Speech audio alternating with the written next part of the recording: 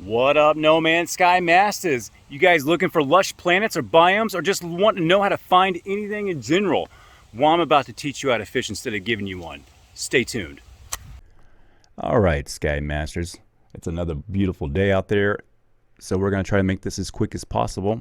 I did get up and I seen a content creator post about what you guys would like to see, and Lush systems was a kind of a high thing on there, how to find things. And I typed that in and I started looking around, and I seen a whole bunch of, the popular ones were more about showing you and not teaching you, I guess. I'm sure they're out there. I just don't really like to dig deep. I'm not very influenced by other content. So I think that makes a little bit different of how my eye is and how my content is. It's not really influenced by anything else. But I see the need for this, and I want to point you in the right direction and maybe teach you how to fish instead of just giving you one, for the old analogy there for you guys. I see a lot of people regurgitating the information like they had reinvented the wheel or something. So I just want to point you guys in the right place. You guys don't need to search like that if you don't want to. There's a No Man's Sky wiki. So it's nomansky.fandom.com/wiki. And that's where or you can just Google, No Man's Sky wiki. It's going to bring it up for you. So, all right. So what can you do so you can have a better experience and understanding fundamentally on how to find what you're looking for, no matter what it is? So let's have let's get to the core of things and how things are broken down and procedurally generated within this game. It gets very complex. We're just going to skim over some things. I'm not going to go super crazy for you guys. I just want you to have a basic understanding of what's going on here. All right. So there's 4 different types of galaxies in our game. Now, a galaxy in a system is different. Galaxies are big, and they have a whole bunch of solar systems in them, okay? So the system that you start off in is a system, and then there's a galaxy, all right?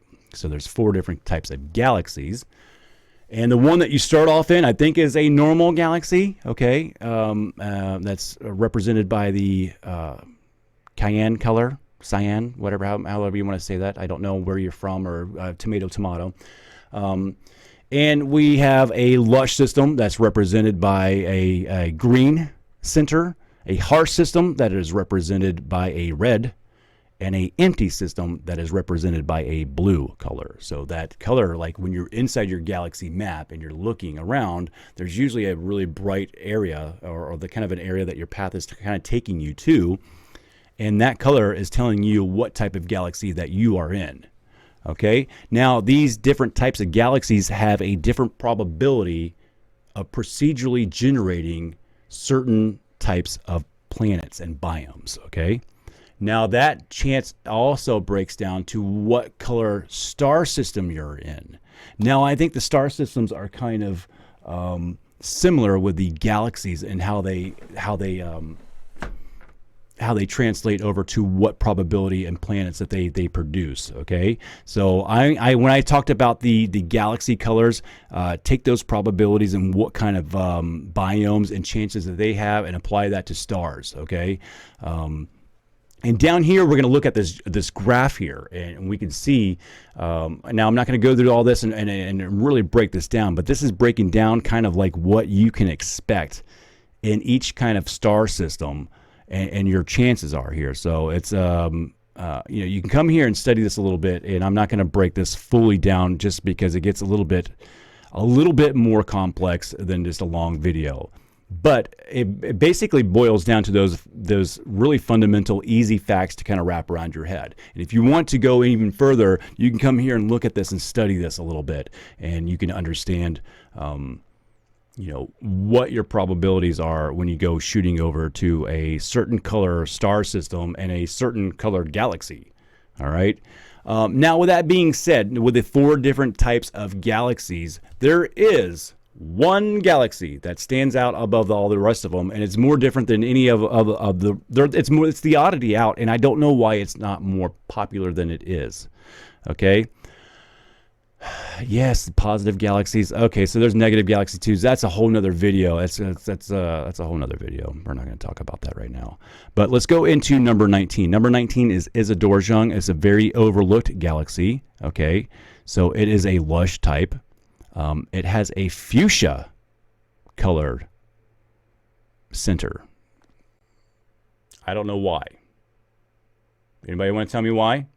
Let's keep on reading about Iousongola, and you can see what's going on down here. It's something very overlooked, and I don't know why everybody overlooks it. Okay, so we're going to read down here. It's all the kind of, you come here after this and blah, blah, blah. But read right here. It says, Iousongola seems to have a larger amount of LUSH planets than any other galaxies. Why isn't this bigger news, and why is everybody not talking about that? Okay, I think that this wiki used to go in a little bit deeper and talk about and went a little bit further into this, and then they kind of edited it back just to say, they just kind of mentioned it in passing that, and everybody reads this and they just read right over and they go, oh, what do you mean? What's so different about it? Larger amount of LUSH planets than any other galaxy? I think there's some questions here that need to be asked and answered, I would feel. I can concur with this too. Not only would I say that there's more LUSH planets here, that there's more oddities here in Iousongola than any other place. I've made songs about it. We have our own groups. We have our own place over in Iousongola. I'm inviting you guys over now. You're late to the party. It's been 5 years that we've known about this, and it's the most LUSH galaxy there is. And it has the most oddities there. I can just tell you, I have a great time in Iousongola trying to find anything. Okay, so now that we have an understanding of the galaxies and what you can find and how they're procedurally generated, now we need to get there and we need to get there safely, correct? Okay, so now we got to go into some technology. So in the beginning of the game, you've got your technology slots and your modules that you can upgrade to make your traveling experience a little bit better, okay? And now, if you're just now starting out and you don't have these things, I suggest that you start investing some time into them. The first thing I would do is open up my inventory and get my technology slots starting filling up with S-class modules. That makes your navigating and your traveling experiences safer and more enjoyable, because fortune favors the bold in this game. And if you can't travel out there, you're looking at these systems that probably have the really cool stuff and you go, I'm not going there because I'm going to die. And well, then you're typing in, I don't like this game because I see the same crap everywhere. It might be the reason why. You need to broaden your horizons and get out there and get your stuff together. So the first thing I would do is getting those your backpack opened up and get your technology health in there. You want your radiation modules, you want your underwater modules, you want your heat and cold modules so you can get out and enjoy yourself, okay? Now I know that's a big long grind to get there and it costs a lot of money, Sky Masters, I know. This game is not a rushing game, so take your time with it, man. It's all about exploration, and these are things that are going to help you in the end. Okay, so now you have your backpack all going and everything, and you're feeling good. Now you need your spaceship set up, because your spaceship just can't go to any star system, okay? So in the beginning, I think all you have is that one drive. I think you can only hit yellow stars, and that's kind of cool, but you're missing out on a lot of other things. So you're going to need to get your cadmium drives, your indium drives, and your emerald drives, so you can hit all of these star systems colors up and explore them. So that's how you can find really cool things. You need to not only have the understanding of where they're at, but you need to have the technology to actually get there as well. So those ship technologies are going to help you out. Also, for finding like mega exotic planets, okay, so let's go into technology blueprints, upgrade modules. I'm trying to like show you guys here too. So let's go into technology blueprints here. And you can see we have the, and all these are really good. So let's see here. the hyperdrives, indium drive, emerald drive, emergency warp unit, the cadmium drives. These are all the places. These are all the items that are going to get you to the different types of star systems. None of them are better than the other or anything like that, depending on what you like. But if you have all these in there, then you have options. Okay, if you don't have them all in there, then it's telling you can't go there, and you're like, oh, I can't go there, and then you're not seeing all the cool stuff. Now, with that being said, when you're in the galactic map and you want to go to all these star systems, you want to have all the information about these star systems that you can get. So a lot of people are like, they're missing a lot of information, and they don't see it, and they don't realize that they need 2 more items in your technology slots. One being a economy scanner.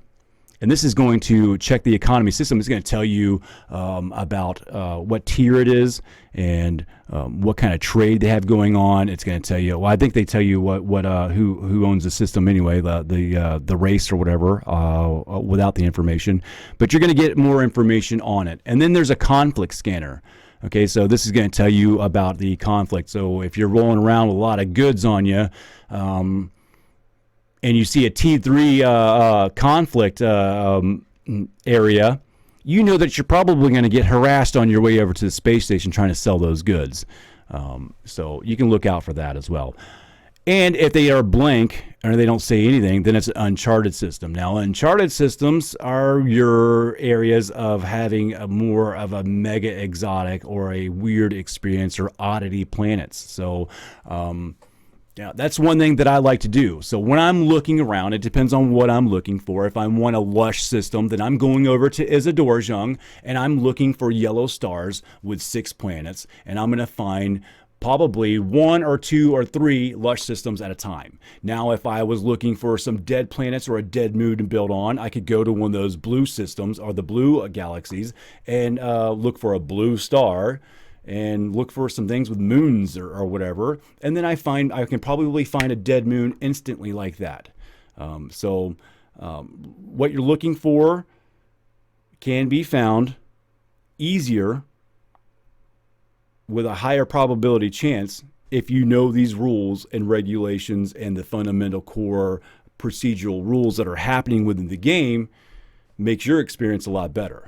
So I think that's pretty much it for just like how to find systems and what you're looking for biomes and planets and things like that, and how to get there and what you should do to have a better experience being a exploring traveler.